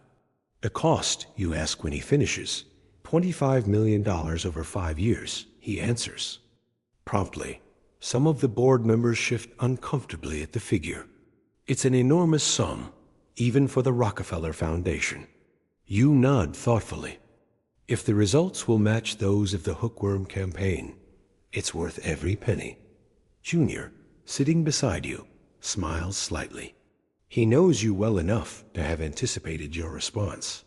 For all your reputation as a penny pincher in personal matters, you've never hesitated to invest heavily when you see potential for significant returns, whether in business or philanthropy. After the meeting, you and Junior walk slowly through Central Park. Despite your age, you still enjoy a good walk, though you tire more quickly than you once did. Father Junior says, "I've been thinking about creating a new venture, something focused on art and culture." You raise an eyebrow. Art has never been a particular interest of yours. Your taste runs to the practical, the useful. Go on, you say. I believe art and beauty are essential to human flourishing, just as health and education are, he explains. I'd like to establish a place in this city where art can be accessible to everyone, not just the wealthy. This idea will eventually become the Museum of Modern Art, founded in 1929 with significant Rockefeller support. It's one of many ways that Junior's vision for philanthropy expands beyond your own, embracing culture, conservation, and historic preservation alongside your focus on health, science, and education. If you believe in it, you say after considering his proposal, then do it. You have both the resources and the judgment. Junior looks surprised, then pleased. Even in his 50s, your approval still matters to him. Thank you, Father. Later that evening, you're at home in your study when your butler announces an unexpected visitor, Charles Evans Hughes, the newly appointed Secretary of State under President Harding and a former Supreme Court Justice. Mr. Rockefeller, Hughes says as he enters, "Thank you for seeing me without an appointment." You gesture for him to sit. "What can I do for you, Mr. Secretary?" Hughes explains that the government is concerned about American access to oil in the Middle East, where British and French companies have secured most of the concessions following the collapse of the Ottoman Empire after World War I, we believe. It's in America's national interest to have a presence in the region, Hughes says carefully, and we believe Standard Oil of New Jersey might be the appropriate vehicle for that presence. You find this ironic. The government that broke up Standard Oil is now asking one of its successor companies to advance American interests abroad. I no longer control Standard of New Jersey, you remind him. I'm a shareholder, nothing more. Hughes smiles slightly. But your influence remains considerable, Mr. Rockefeller. A word from you would carry weight. You consider this. Though you've officially retired from business, you maintain connections throughout the oil industry. And despite your complicated relationship with the federal government, you're a patriot who believes in American leadership in the world. I'll make some inquiries. You say finally. No promises. Your influence does help pave the way for American oil companies to gain footholds in the Middle East, laying the groundwork for decades of U.S. involvement in the region, for better or worse. As the 1920s progress, your public image begins to soften. The fair Semenopolist is increasingly seen as a benevolent grandfather figure.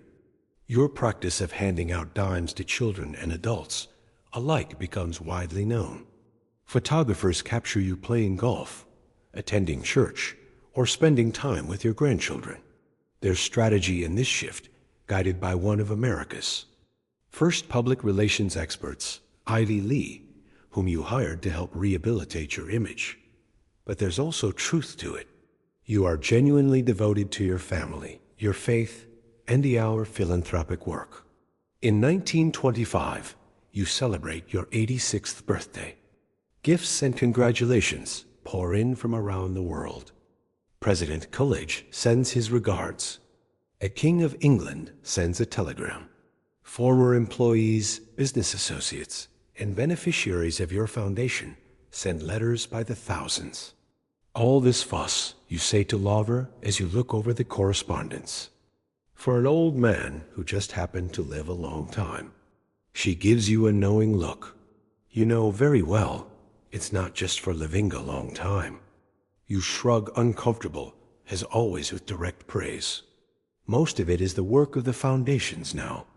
Junior's work, not mine. The foundations wouldn't exist without you. She points out this is true. Of course, by this point, you're total charitable. Giving has exceeded 500 million, the equivalent of tens of billions in today's money. The Rockefeller Foundation alone has an endowment of over 150 million and is active on 5 continents. The stock market crash of 1929 and the ensuing Great Depression test even your immense fortune. The value of your investments drops significantly. Though you're insulated from the worst effects by your conservative financial management and diversified holdings. More importantly, the crash affects the endowments of your foundations. Income from investments declines just as the need for charitable work increases dramatically. You're 90 years old when the crash occurs. Many assume you'll reduce your giving in response. Instead, you do the opposite, increasing your personal donations to help offset the reduced income from endowments. Sir, your financial advisor protests. When you instruct him to liquidate certain investments to fund additional gifts, these market conditions are temporary. If you wait, your assets will recover their value. And how many will suffer while we wait? You ask, no, we'll give now when the need is greatest. During these years, your relationship with Junior deepens and evolves. The somewhat distant father-son dynamic of earlier decades gives way to a partnership and friendship. You come to rely on his judgment, not just in business and philanthropy, but in personal matters as well. When Laura, your wife of 61 years, passes away in 1915, it's Junior who helps you through the grief, who ensures that her funeral is exactly as she would have wanted it, who makes sure you're not left alone in your mourning. She was very proud of you, Father. Junior tells you as you sit together after the funeral, not for the money or the success, for the good you've done with it. You nod, unable to speak. Laura had been your anchor, your counsel, your conscience.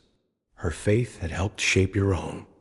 Her practical nature had kept you grounded even as your wealth reached stratospheric levels. As the Depression deepens, you witness how your philanthropic institutions respond to the crisis. The Rockefeller Foundation funds emergency relief efforts.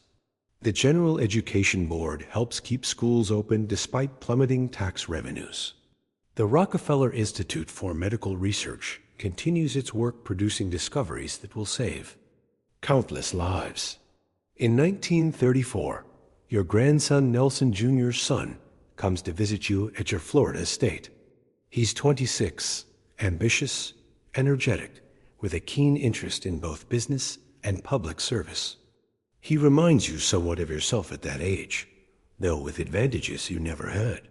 Grandfather, he says, sitting beside you on the veranda, I've been offered a position in President Roosevelt's administration. This raises your eyebrows. The Rockefellers have traditionally been Republicans, and Franklin Roosevelt's New Deal represents a level of government intervention in the economy that makes you deeply uncomfortable. What position, you ask? Assistant Secretary of the Navy. You consider this. The Roosevelt family has a connection to the Navy Department. FDR himself served as Assistant Secretary under Wilson. And you want my advice, you ask? Nelson nods. I do. You gaze out at the Atlantic Ocean visible in the distance. The country is in crisis. If you believe you can help, then political differences shouldn't stand in your way. Nelson takes the position, beginning a long career in public service that will eventually lead him to the governorship of New York. and the Vice Presidency of the United States. As you enter your 90s, your daily routine becomes more limited, but your mind remains sharp. You follow the news closely, particularly developments in science, medicine, and international affairs. You continue to receive regular reports from your foundations and provide guidance on major decisions. Your physical health, once so precarious, has actually improved with age and retirement from active business. The digestive problems that plagued you in middle age have largely subsided. Your doctors attribute your longevity to your disciplined lifestyle, your abstention from alcohol and tobacco, and your remarkable freedom from worry. Mr. Rockefeller, a reporter asks at a rare press conference on your 95th birthday, "What do you consider your greatest achievement?" You ponder the question for a moment. Is it building Standard Oil from nothing? Becoming the world's first billionaire? Can millions of lives saved or improved through your philanthropy? The ability to give, you say finally, to earn money for the benefit of my fellow man. The reporter looks somewhat disappointed by this answer, perhaps expecting something more specific or dramatic, but it's the truth as you see it. The wealth itself was never the goal. It was the means to an end. In 1936, as you approach your 97th birthday, you take stock of your life's work. Standard Oil, though broken up, spawned companies that continue to dominate the global oil industry. Exxon, Mobil, Chevron, and others. Your personal fortune, despite enormous charitable giving and the effects of the Depression, still amounts to hundreds of millions of dollars. Your foundations are transforming health, education, and scientific research worldwide. And yet, public opinion about you remains deeply divided. To some, you're a visionary who revolutionized industry and then turned his talents to solving humanity's most pressing problems. To others, you're the ultimate robber baron whose philanthropy can never fully atone for the ruthless business practices that built your fortune. Perhaps both views contain elements of truth. The same strategic mind, the same relentless drive, the same attention to detail that made you a feared competitor also made you an effective philanthropist. The same religious conviction that justified your accumulation of wealth also compelled you to give it away. As the sun sets over your Florida estate, you sit on the veranda wrapped in a light blanket despite the warm evening. Junior sits beside you, the two of you comfortable in silence. "I received a letter from the foundation today," Junior says eventually. "The yellow fever vaccine has been successfully tested. They believe it will save thousands of lives, perhaps millions eventually." You nod, satisfied. Yellow fever has been a focus of your medical philanthropy for decades. "Good," you say simply. "Very good." The quiet moments stretch between you, filled with the sound of waves in the distance and the evening calls of birds. Do you ever regret it? Junior asks suddenly. Any of it. You know what he's asking? The cutthroat tactics, the destroyed competitors, the political battles, the decades of public vilification. Regret is a waste of energy, you say after a moment. I did what I believed was right at the time. As did you, Junior smiles slightly. It's not quite an answer, but it's very much you practical, forward-looking, unwilling to dwell on the past. As darkness falls, you gaze up at the emerging stars, still amazed by the vastness of the universe, despite all you've seen and done in your long life. From a struggling bookkeeper to the richest man in the world, from the architect of America's most powerful monopoly to its greatest philanthropist, it's been a journey of stark contrasts and apparent contradictions. But through it all, there's been a consistency of purpose, a methodical approach to every challenge, a deep conviction that wealth brings responsibility. The boy who once said, "I am bound to be rich," could never have imagined just how rich he would become, or what he would ultimately do with that riches. Morning light filters through the curtains of your bedroom at Orland Beach, Florida. It's May 1937, At 97 years old, you've outlived almost everyone from your generation. The world has transformed beyond recognition since your birth in 1839. From horse-drawn carriages to automobiles, from whale oil lamps to electric lights. From a fractured nation fighting over slavery to a global power, your nurse helps you sit up in bed. Your body has grown frailer, your movements more limited, but your mind remains remarkably clear. You can still recall details from business deals made 60 years ago. Still follow the progress of your foundations. Still recognize the faces of your great-grandchildren when they visit. "Good morning, Mr. Rockefeller," the nurse says cheerfully. "Would you like to sit on the Ver today? The weather is beautiful." You nod for a while. Junior is visiting this afternoon. Your son, now in his 60s, still consults you on major decisions regarding the family's business and philanthropic interests, though day-to-day management has long since passed from your hands. On the Ver, overlooking the lush Florida landscape, you sip your morning tea and browse through the latest reports from the Rockefeller Foundation. The yellow fever vaccine developed with your funding is being distributed throughout Latin America. New medical schools established with your grants are training doctors in China. Agricultural programs are increasing food production in Mexico. Your butler approaches with a small stack of mail. "These arrived for you this morning, sir."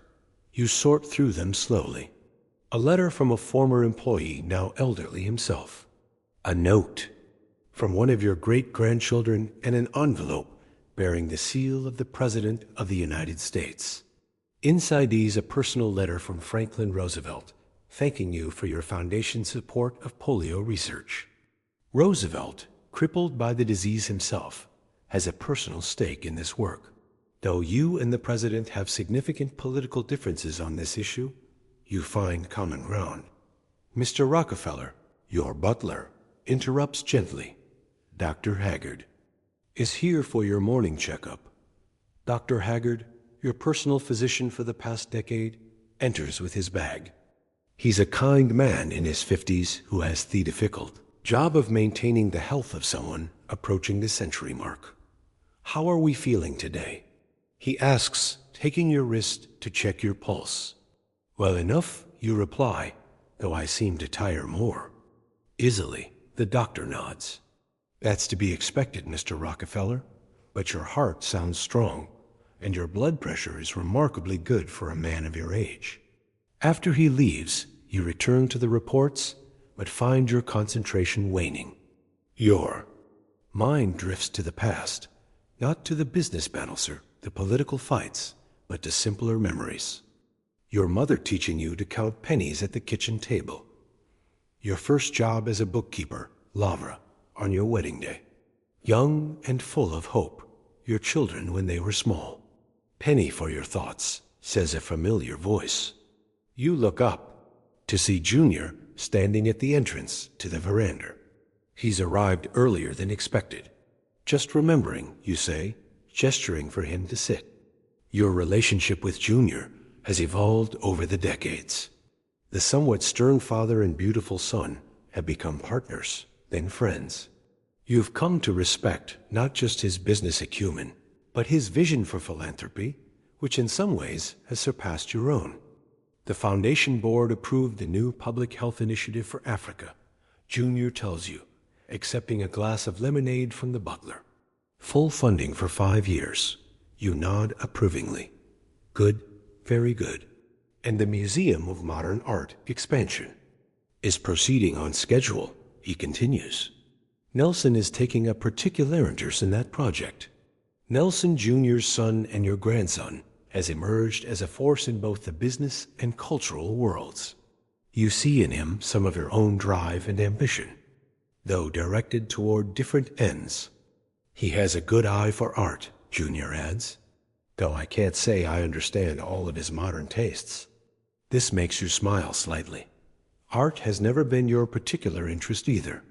Your aesthetic runs to the practical, the functional, but you've come to appreciate Junior's belief that beauty and culture are as essential to human flourishing as health and education.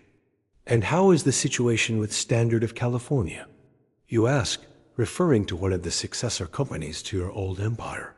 Junior's expression grows more serious. The anti-rust concerns are valid. I'm afraid they've grown too aggressive in their acquisitions. You sigh softly. The lessons of Standard Oil's breakup seem to fade with each generation.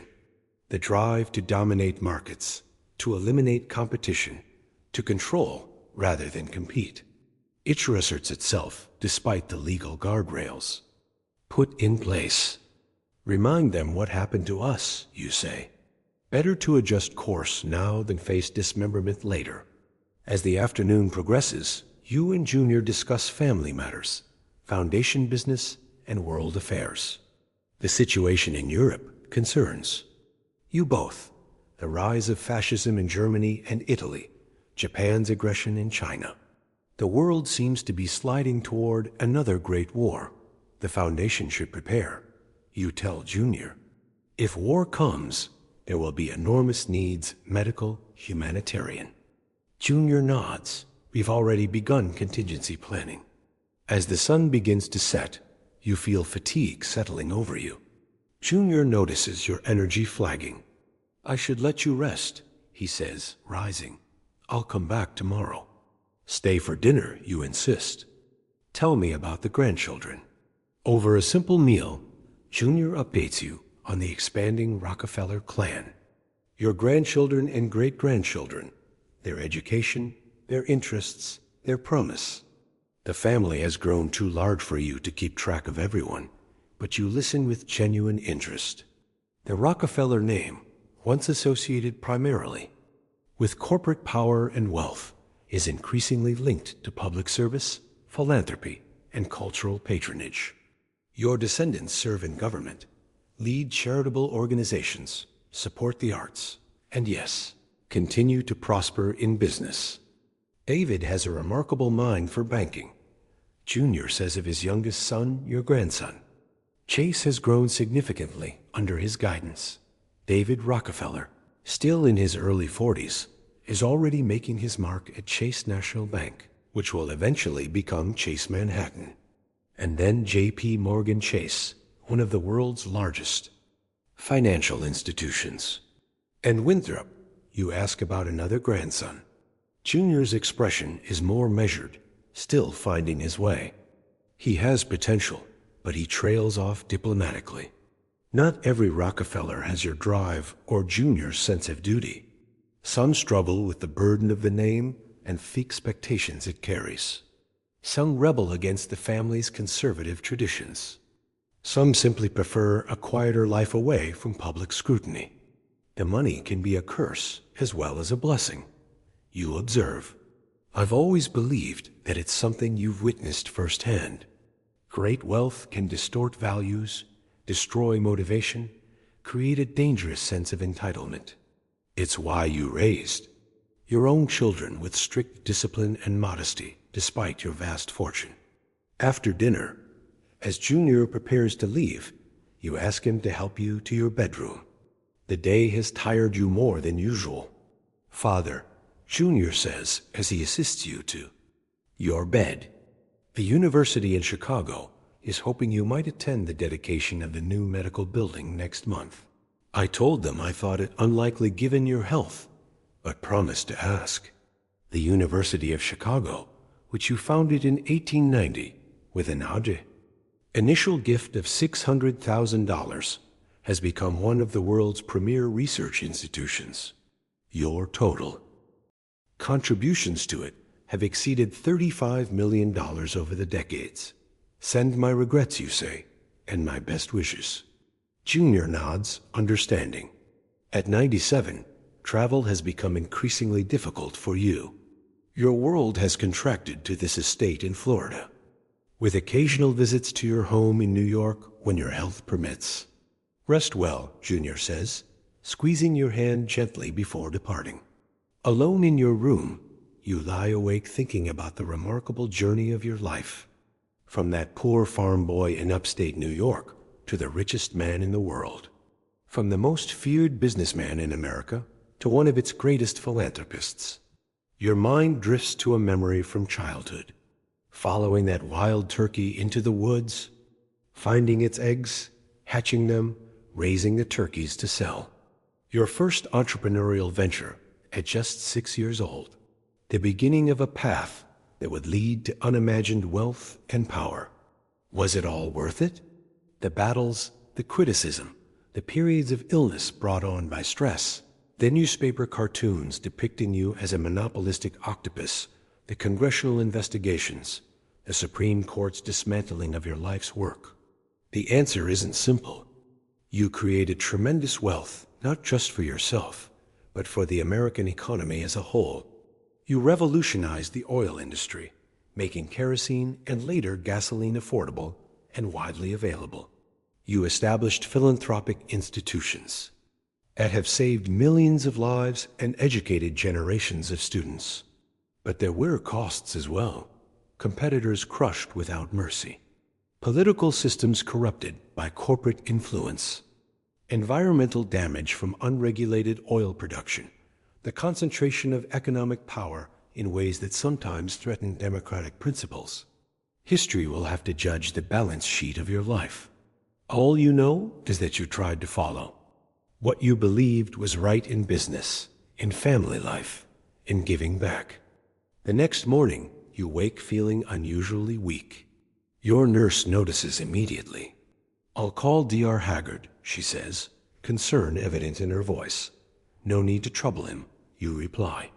"I'm just tired today, but the doctor is summoned anyway." After examining you, he takes Junior aside for a private conversation.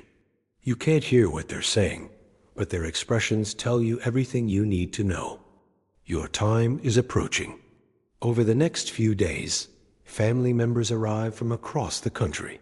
Your surviving children, your grandchildren, even some of your great-grandchildren. They gather around your bed, sharing memories, seeking wisdom, saying goodbye without explicitly acknowledging that's what they're doing. On May 23, 1937, you wake before dawn, as has been your habit for nearly a century. The pain in your chest is new, but not entirely unexpected. You've lived long enough to recognize the signs. "Get Junior," you tell your nurse quietly. When your son arrives, his face etched with worry, you gesture for him to sit beside your bed. "I've been thinking about the foundation," you say, your voice weaker than before, but still clear. Junior leans closer. "Yes, Father." "The work isn't finished," you say. "It's only beginning." He nods, understanding what you're trying to tell him. The philanthropic institutions you've established together are not meant to solve all problems in your lifetime, or even his. They're designed to continue addressing human needs for generations to come. "I'll make sure of it," he promises. You close. Your eyes, sudden livery, tired. "Good," you murmur. "That's good." Later that day, surrounded by family, you slip away peacefully. John Davidson Rockefeller, the boy from the failing farm, the world's first billionaire, the great philanthropist, is gone at the age of 97. The obituaries are extensive, filling pages in newspapers around the world. They chart the remarkable story of your life, from poverty to unimaginable wealth, from cutthroat businessman to generous benefactor. They struggle to reconcile the apparent contradictions of your character. The ruthless competitor and the devout Baptist, the penny-pinching accountant, and the man who gave away hundreds of millions. President Roosevelt issues a statement. The death of John D. Rockefeller removes from our national life a figure notable in industry, and notable, too, in the great philanthropic enterprises which his fortune made possible. The funeral is held at the Riverside Church in New York City, which you helped fund. The service is simple, befitting your Baptist faith, got no elaborate eulogies, no excessive displays of grief, just scripture readings, hymns, and prayers. Afterward, you're buried in the family mausoleum at Lakeview Cemetery in Cleveland, near where you built your first oil refinery. But your story doesn't end with your death. In many ways, it's just beginning. The Rockefeller Foundation continues its global work in public health, scientific research, education, and humanitarian relief. During World War II, it funds refugee scholars fleeing Nazi persecution, supports medical care for displaced persons, and helps rebuild educational institutions destroyed in the conflict. After the war, the Foundation plays a crucial role in the Oz Green Revolution, developing and distributing high-yield crop varieties that prevent mass starvation in developing countries. It supports the development of vaccines for deadly diseases. It funds research that leads to breakthroughs in understanding human health and disease. The other institutions you established, the Rockefeller University, the General Education Board, the Rockefeller Institute for Medical Research, continue to advance human knowledge and well-being. The University of Chicago, which you founded, produces more Nobel Prize winners than almost any other institution in the world. The companies that emerged from the breakup of Standard Oil, Exxon, Mobil, Chevron, and others become some of the largest and most profitable corporations in global history. The antitrust action that seemed like a devastating blow to your empire ultimately increased its total value dramatically. Your descendants continue the family traditions of business, success, and philanthropy. They serve in government, lead corporations, establish their own charitable foundations, support the arts, and engage in conservation efforts. The Rockefeller name becomes associated not just with wealth, but with public service. Your methods and motives continue to be debated by historians, economists, and ethicists. Were you a visionary who brought order to a chaotic industry and then used your wealth for humanity's benefit? Or a ruthless monopolist whose philanthropy was merely an attempt to whitewash a problematic legacy? Perhaps you were both. Perhaps the same qualities that made you successful in business, strategic thinking, relentless focus, attention to detail, also made you effective in philanthropy. Perhaps the religious convictions that justified your accumulation of wealth also compelled you to give it away. The contradictions and complexities of your character make you more interesting than either the cartoon villain or the sanitized hero. You were a man of your time who also transcended it, whose influence continues to shape the world long after your death. The boy who declared, "I'm bound to be rich," could never have imagined just how rich he would become, or how that richness would extend far beyond money to include impact, legacy, and meaning. As you drift off to sleep tonight, perhaps you'll dream of this remarkable American life. From rural poverty to unimaginable wealth, from ruthless competition to world-changing generosity, from a world lit by whale oil to one transformed by petroleum, from a single oil refinery in Cleveland to a global philanthropic enterprise. And maybe you'll appreciate the simple comfort of your warm bed, free from the weight of billions and the responsibility they bring as you slip into peaceful slumber.